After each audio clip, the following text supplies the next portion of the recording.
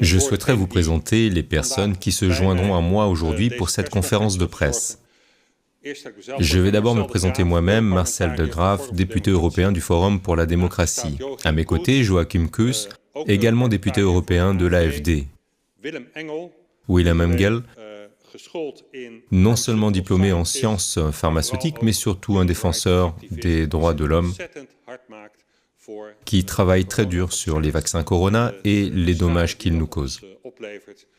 Et il met tout en œuvre pour que nous restions en sécurité. De mon autre côté, j'ai Vibeke Maniche et Max Schmeling. Ils sont tous les deux auteurs d'un article sur les différences entre les effets des lots de vaccins Corona. Nous appelons ça la dépendance par lot. Max est statisticien, Vibeke est médecin spécialisé, entre autres, dans les vaccins Corona. Je vais commencer, mesdames et messieurs. Le mois dernier, avec Joachim Kues et 6 autres collègues du Parlement européen, j'ai écrit une lettre à l'EMA, l'agence européenne chargée d'autoriser les médicaments sur le marché européen. Et dans cette lettre, nous demandons des éclaircissements sur les nombreux problèmes qui entourent l'arrivée des vaccins. Ces problèmes sont si graves que nous avons demandé à l'EMA de retirer l'autorisation de mise sur le marché. Ce mois-ci, nous avons reçu une réponse de l'EMA à notre lettre et cette réponse contient des faits choquants. Tout d'abord, l'EMA déclare explicitement qu'elle a uniquement et exclusivement autorisé les vaccins Corona sur le marché pour l'immunisation individuelle et absolument pas pour le contrôle de l'infection, et absolument pas pour la prévention ou la réduction de l'infection. Et c'est dévastateur pour les gouvernements qui se sont lancés à fond dans la campagne de vaccination en faisant passer le message que vous le faisiez pour les autres. Rien de tout cela n'est vrai. Non seulement l'EMA n'a pas du tout autorisé les vaccins à prévenir les infections, l'EMA va même plus loin en déclarant dans sa réponse, et je cite, que les rapports d'évaluation de l'EMA sur l'autorisation des vaccins soulignent le manque de données sur la contagiosité. En d'autres termes, les vaccins n'ont pas été conçus pour prévenir les infections. Et il n'y a certainement pas de données permettant d'affirmer que les vaccins aident à lutter contre les infections. En fait, l'EMA affirme que l'exposition répétée au virus augmente le risque d'infection même chez les personnes vaccinées. Les campagnes gouvernementales massives visant à vous faire vacciner pour protéger vos parents, vos voisins, les membres les plus faibles de la société, n'étaient pas seulement non autorisées, elles étaient totalement absurdes et ne reposaient pas sur des faits. Mais malheureusement, il y a pire. L'EMA dit que les vaccinations sont uniquement destinées à la protection de l'individu vacciné. Et qu'avant de vacciner l'individu, le patient, et je cite à nouveau l'EMA, toutes les informations relatives à la sécurité doivent être soigneusement prises en compte avant d'administrer ou de recommander une vaccination. Vous ne pouviez donc être vacciné qu'après qu'un médecin ait déterminé qu'il était prudent de le faire dans votre cas. Et comme pratiquement aucune personne de moins de 60 ans ne risquait de complications graves à cause du coronavirus, à quelques exceptions près, personne, mais personne de moins de 60 ans n'aurait dû être vacciné. Donc les salles de sport remplies de vaccinateurs étaient totalement contraires à l'usage pour lequel les vaccins étaient autorisés par l'EMA.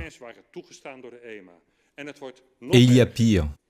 Pour évaluer la sécurité des vaccins, il était essentiel pour l'EMA que les effets secondaires soient correctement enregistrés. Et l'EMA dit à ce sujet, « Nous nous attendons à de nombreux rapports d'effets secondaires survenant pendant ou peu après la vaccination. Cela signifie que les plaintes doivent être signalées précisément dans la période initiale de la vaccination. » Le gouvernement a soutenu sa politique selon laquelle ces plaintes ne devaient précisément pas être signalées dans les 14 jours suivant la vaccination, car le vaccin avait besoin de 10 à 14 jours pour devenir efficace. Toutes les plaintes déposées au cours de cette période ont été précisément attribuées au coronavirus. Il ne s'agit pas seulement d'une fraude, mais d'une mise en danger délibérée de vie humaine. Et je vous rappelle que nous sommes toujours aux prises avec une surmortalité massive supposée inexpliquée. En bref, cette information de l'EMA est dévastatrice pour la politique de vaccination poursuivie par Rutte et De Jong. Le gouvernement savait que les vaccins ne protégeraient pas contre la propagation du virus, mais il n'a pas partagé cette information avec le public. Au contraire, il a imposé les vaccins à nos concitoyens par des mensonges, a dissimulé les effets secondaires et a ainsi mis en danger la santé de tous ceux qui ont reçu un tel vaccin. Les campagnes de vaccination doivent être arrêtées le plus rapidement possible, car elles ne sont tout simplement pas sûres et ne répondent pas aux exigences fixées par l'EMA. Et le gouvernement et tous les partis politiques qui le soutiennent doivent être tenus responsables de leurs mensonges et de leurs tromperies. Je vous remercie. Je donne maintenant la parole à Joachim Kuss.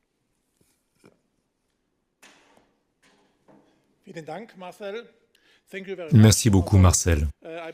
Je vous prie de m'excuser pour ma mauvaise prononciation et mon mauvais anglais, mais si j'avais su que je pouvais parler en allemand, je l'aurais fait. Mais maintenant, j'ai un script en anglais, veuillez m'excuser.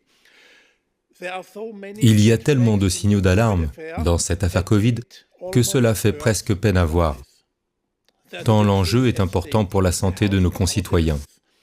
Beaucoup d'entre eux ont décidé de se faire vacciner à plusieurs reprises contre le Covid sur la base des informations qu'ils ont reçues du gouvernement et des médecins. Ils ont affirmé qu'ils avaient fait un choix éclairé et qu'ils avaient donné leur consentement en toute connaissance de cause. Mais le consentement éclairé n'est possible que si les informations diffusées par les États membres et leurs autorités concernant ces vaccins sont exactes. Lorsque la désinformation est diffusée par les gouvernements de nos États membres, les médecins ne peuvent pas donner de bons conseils, et les gens ne peuvent pas faire un choix éclairé quant à leur volonté d'être vaccinés ou non.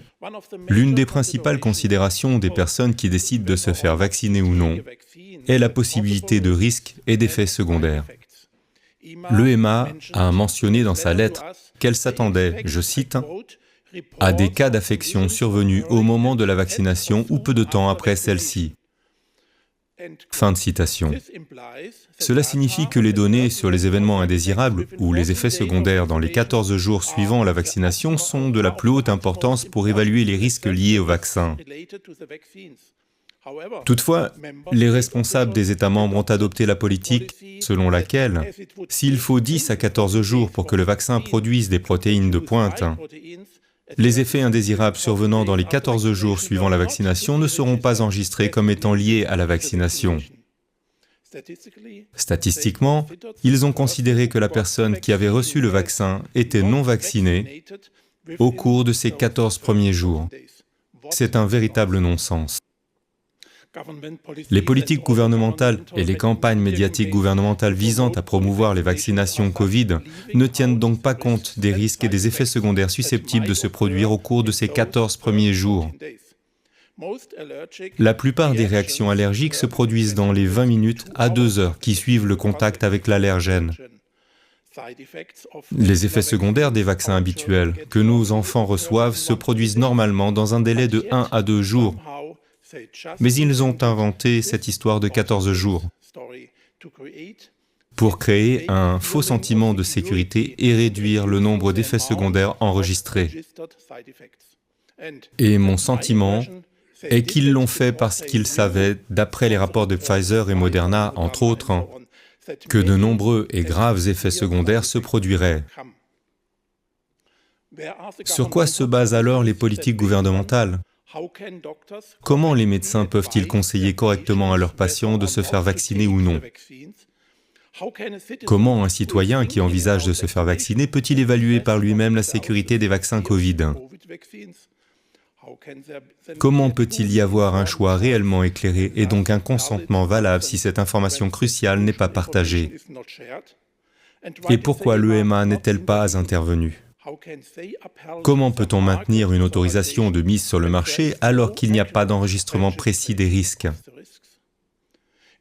Il a également été récemment révélé que l'Institut d'enregistrement des effets secondaires aux États-Unis, appelé VAERS, dispose d'une des plus grandes bases de données publiques et d'une autre base de données confidentielle qui n'est accessible qu'à certaines entreprises pharmaceutiques et à certains responsables. La base de données confidentielle contient des effets secondaires plus nombreux, plus graves et plus détaillés, et la base de données n'est pas accessible au public. C'est évidemment inédit et inacceptable. Par conséquent, le citoyen ordinaire qui n'a accès qu'à la base de données publique n'est pas correctement et pleinement informé des risques et ne peut donc pas se prononcer en toute connaissance de cause sur la vaccination. En Europe, nous disposons d'une base de données similaire appelée EudraVigilance. Existe-t-il une version confidentielle et une version publique? Induisent-ils également nos citoyens en erreur? Je ne connais pas les réponses, mais nous devons obtenir une réponse à cette question le plus rapidement possible. La santé de nos concitoyens est en jeu et les prochaines campagnes de rappel Covid ont déjà commencé. Je vous remercie de votre attention. Merci Joachim, et je voudrais donner la parole à Willem Engel. Je vous remercie. Nous sommes donc ici aujourd'hui pour vous informer, vous, le public et les représentants, au sujet des graves erreurs et des problèmes de sécurité liés aux injections d'ARNM. Les orateurs précédents vous ont fait part des erreurs politiques mortelles commises par l'EMA et la Commission européenne, qui ont délibérément trompé le public et utilisé la pseudo-science et la fonction publique pour inciter, pousser et même forcer les gens à participer à une expérience incontrôlée et potentiellement mortelle. L'EMA a admis que les informations données au public n'étaient pas suffisantes pour obtenir un consentement éclairé. En outre, l'absence de preuves de contrôle de la transmission dès le départ a fait de la campagne de vaccination pour autrui une escroquerie, une campagne de marketing illégale. Le fait que l'EMA tente de se cacher derrière sa fonction de conseil auprès de la Commission européenne est peu convaincant et indigne d'une agence fondée pour protéger le public européen contre les erreurs médicales et pharmaceutiques. En outre, l'argument selon lequel ce serait un mauvais service rendu aux personnes fragiles et âgées qui sont exposées au risque d'infection par le corona est un faux argument, car l'ensemble de la population a été forcée d'une manière ou d'une autre à participer à cette expérience en conditions réelles. L'EMA et d'autres instituts nationaux ne cessent de répéter que les avantages l'emportent sur les risques, pour chaque cas ou groupe spécifique. Pourtant, nous n'avons vu aucune évaluation ni aucun chiffre. Nous devons supposer qu'il s'agit d'une ligne marketing car elle n'est pas étayée par des faits. La réalité est que nous sommes confrontés à une crise de santé publique en ce moment même, qui n'est pas causée par un virus, mais par ces injections d'ARNM. Des milliers de personnes ont été blessées et ne peuvent plus vivre normalement parce qu'elles ont été forcées de participer à une expérience potentiellement mortelle. Ignorer notre histoire est une violation du droit international que nous avons soulevé. Et avec nous, des instituts nationaux comme la Commission pour les modifications génétiques, la COGEM. Dans leur rapport, ils soutiennent que l'exemption prévue par la directive 2020-1043 devrait être annulée car il ne peut être dans l'intérêt du public de passer outre les études sur l'impact environnemental et la santé humaine due aux organismes génétiquement modifiés qui ont été utilisés pour produire les injections d'ARNM. Pour être très clair, l'ARNM n'est pas humain et fait partie des OGM. En outre, les récentes publications sur la contamination de l'ADN plasmique dans ces liquides d'injection d'ARNM prouvent sans aucun doute que nous avons affaire à un produit OGM, indépendamment des tentatives de redéfinition du terme OGM, à la suite d'une décision de justice de l'UE de 2018. Toute innovation contenant ou dérivant de l'utilisation de techniques de génie génétique doit être considérée comme un OGM et soumise au même système d'approbation réglementaire. L'intégration du code génétique bactérien ou viral dans le génome humain a été associée à un risque plus élevé de cancer. Nous ne savons pas si ce sera le cas. Mais nous aurions dû le savoir. Plus précisément, l'EMA aurait dû le savoir avant de donner un avis positif. L'interaction avec le microbiome est un autre sujet de préoccupation. Chaque personne est porteuse d'une bi-intégration de gènes résistantes aux antibiotiques. Certaines couches bactériennes ou fongiques pourraient devenir un risque pour la santé. On a tenté de classer ces injections dans la catégorie des vaccins, une tentative qui se poursuit encore aujourd'hui. Dans le règlement 2009-120, la ligne est mal interprétée. La thérapie génique n'inclut pas les vaccins contre les maladies infectieuses. Elle doit être lue comme s'excluant mutuellement. Les deux composantes essentielles d'un vaccin sont une immunité durable également appelée immunité active, par opposition à l'immunité passive dérivée des thérapies par anticorps. Deuxièmement, un vaccin doit contenir un antigène. Aucune des injections d'ARNM ne contient d'antigène. En recourant à la redéfinition, à l'omission et à la distorsion, un groupe d'experts désignés a tenté de contourner les réglementations garantissant la sécurité de la thérapie génique en modifiant silencieusement la classification et les conditions de mise sur le marché de ces injections d'ARNM. Dans les directives 2019-5 et 2021-756, les mots corona et séquences codantes ont été ajoutés aux conditions après l'octroi des autorisations de mise sur le marché initial, ce qui fait de ces autorisations une preuve de fraude. L'EMA, dans sa réponse, est bien consciente de ce qui s'est passé, mais a tenté d'éluder les questions relatives à la légitimité de la demande de mise sur le marché, en déclarant qu'il s'agissait d'une question politique et qu'elle devait être abordée avec la Commission européenne. Soyez assurés que nous le ferons. Nous ne nous arrêterons pas tant que toutes les injections d'ARNM n'auront pas été retirées du marché.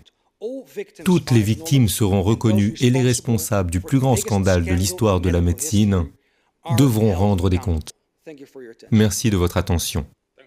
Merci Willem pour votre formidable contribution. Et je voudrais maintenant donner la parole à Vibeke Maniche. Vous avez la parole. Merci de nous accueillir. Je reconnais qu'il s'agit d'une crise de santé publique dans laquelle nous sommes plongés.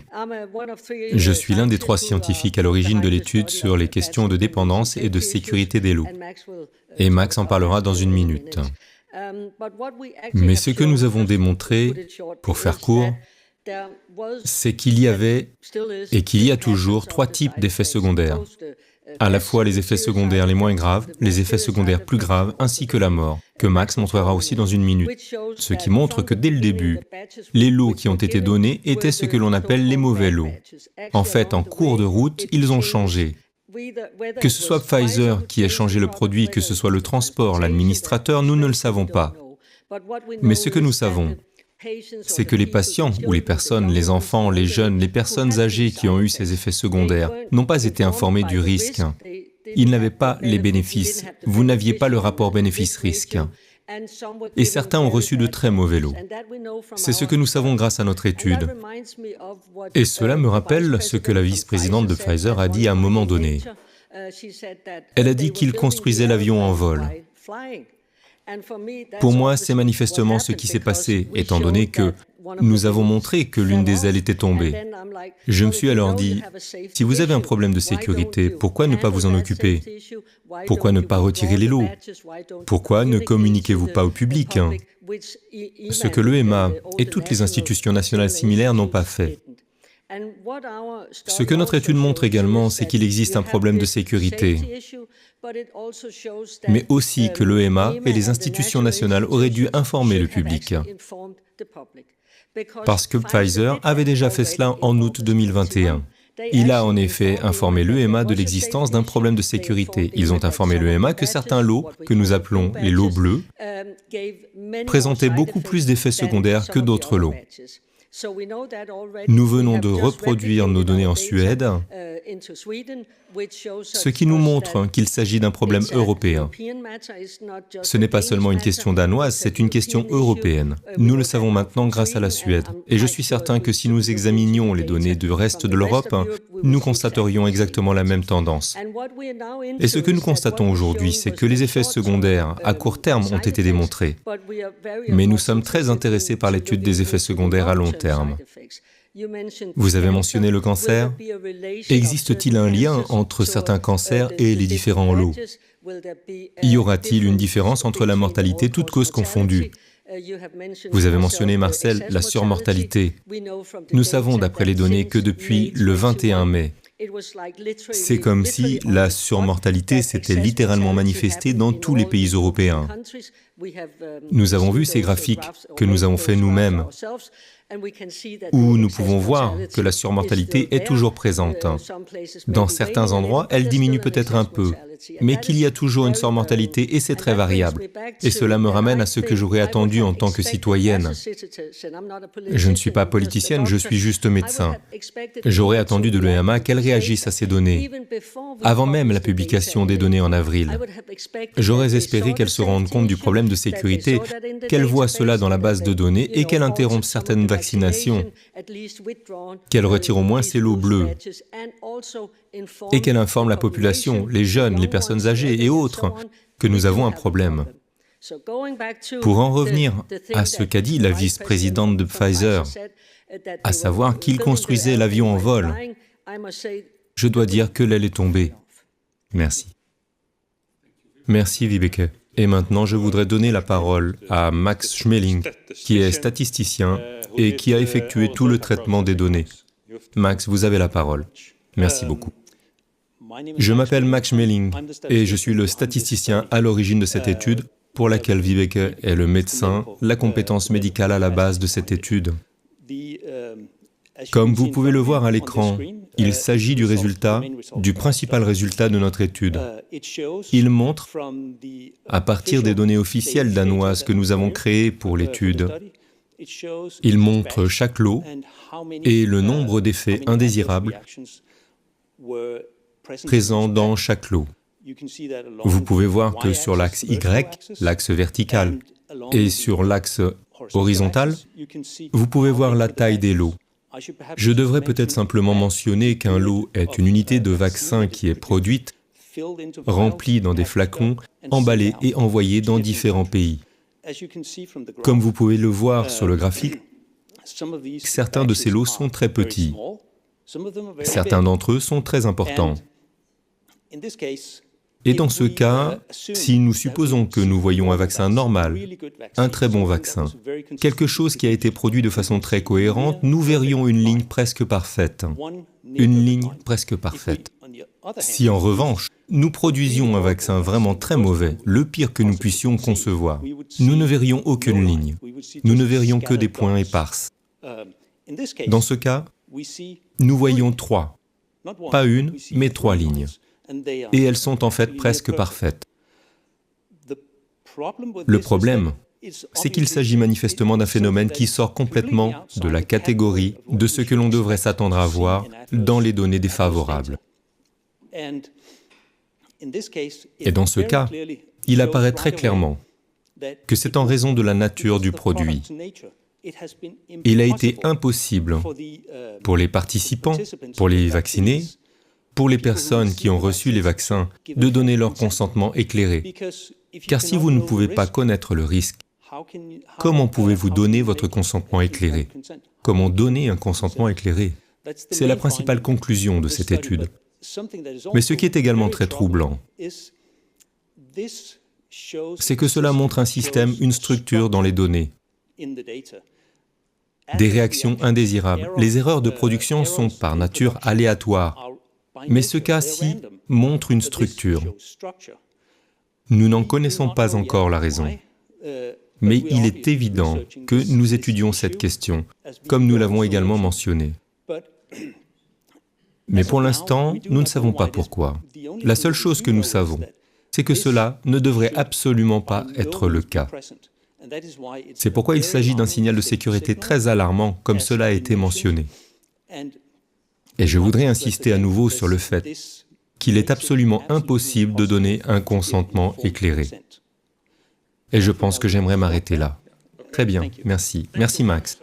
Je pense que vous avez expliqué très clairement qu'il existe trois types de lots différents et que chaque lot présente un risque différent. Et que le lot bleu présente le risque de mortalité le plus élevé. Et personne ne savait à l'avance quel lot il recevrait. Personne ne savait qu'il y avait une différence entre ces lots. Personne ne savait. Mais l'EMA reçoit des échantillons de chaque lot et peut les tester pour voir s'ils sont identiques ou non. Et c'est leur travail, car ils ont pour mission de nous protéger des erreurs commises par les industries pharmaceutiques. Et ils ne l'ont pas fait. C'est donc très inquiétant. Je vous remercie tous les deux d'avoir été clairs à ce sujet. Et c'est également un point que nous allons aborder dans une deuxième lettre à l'EMA. Soyez-en sûrs. Car la contamination par l'ADN des bactéries présentes dans les vaccins, ainsi que les éléments mentionnés par Joachim, à savoir, existe-t-il deux bases de données et des effets indésirables? Comment se fait-il que l'EMA ne nous ait jamais prévenus? Et comment se fait-il qu'elle ait accepté que les gouvernements fassent campagne pour son utilisation hors AMM? Quelqu'un souhaite-t-il poser une question? Nous avons encore quelques minutes avant de terminer. Oui, je vous en prie. Tout d'abord, merci beaucoup pour votre contribution à cette conférence de presse. J'ai une question à poser. Dans la lettre d'assignation, l'un des arguments que vous avez avancé concernant la suspension des autorisations de mise sur le marché est que le résumé des caractéristiques du produit de Pfizer et de Moderna est désormais très complet et lisible. Or, une chose est très claire. J'ai vu à la page 4 du document, du résumé des caractéristiques du produit, qui fait maintenant 574 pages, il est littéralement mentionné, je cite, que certains cas ont nécessité des soins intensifs et que des cas mortels ont été observés. Fin de citation. Et ma question est la suivante. Comment est-il possible que les autorisations de mise sur le marché n'aient pas été suspendues et retirées immédiatement par l'EMA ? Puisque Pfizer et Moderna admettent eux-mêmes que le remède est maintenant pire que la maladie. Pourriez-vous nous en dire un peu plus à ce sujet? Je peux vous dire ceci, c'est une question pour l'EMA. L'EMA doit évaluer toutes ces statistiques, la sécurité, puis prendre la décision que nous avons demandé à l'EMA de retirer immédiatement l'autorisation de mise sur le marché à cause de tous ces signaux de personnes mourant de myocardite ou de péricardite, de personnes souffrant d'insuffisance cardiaque qui meurent sur les terrains de football devant la télévision. Tout cela est lié à ces vaccins. Et c'est ce qui a été occulté, masqué par un mauvais enregistrement. Donc oui, c'est un très bon premier point. Il ne fait que souligner le fait que, même aujourd'hui, l'industrie pharmaceutique fait des déclarations claires dans ses informations complémentaires, soit 574 pages. Je suis navré, mais ce n'est pas une information accessible à un médecin ou à un patient. Il doit faire une liste très concise, petite et claire des effets secondaires, et la probabilité. Combien et à quelle fréquence cela se produit-il? 1 sur 10 000, par exemple? Si une personne vaccinée sur 10 000 meurt à cause du vaccin, c'est bien pire que de contracter une infection par le virus Covid. Ceci étant dit, je pense que la balle est maintenant dans le camp de l'EMA pour prendre des mesures. Merci. D'autres questions? Aucune? Très bien. Peut-être encore une. Parce que il semble que vous devez avoir un résumé séparé des caractéristiques du produit par booster. Pourriez-vous nous en dire un peu plus à ce sujet, M. Enge? Oui, il est étrange que nous voyions un seul document pour toutes les variantes qu'ils ont produites. Le raisonnement de l'EMA est qu'il s'agit toujours de la même demande de mise sur le marché. Et c'est un point très préoccupant. Nous constatons que les effets cliniques n'ont duré que 3 semaines. Et pourtant, le rappel XBB.1.5 a obtenu une autorisation de mise sur le marché. Donc, l'EMA ne suit pas vraiment ses propres directives et elle a créé une sorte de faille dans le principe de la vigilance, de la sécurité et de l'enregistrement. Nous avons donc maintenant sur le marché des produits médicaux qui n'ont pas été testés. Très bien. Eh bien désolé, nous devons mettre fin à cette séance. Plus de questions. Merci à tous d'avoir participé à cette conférence de presse. Nous vous remercions de nous avoir écoutés ou regardés via les réseaux sociaux et nous vous informerons de notre suivi. Merci.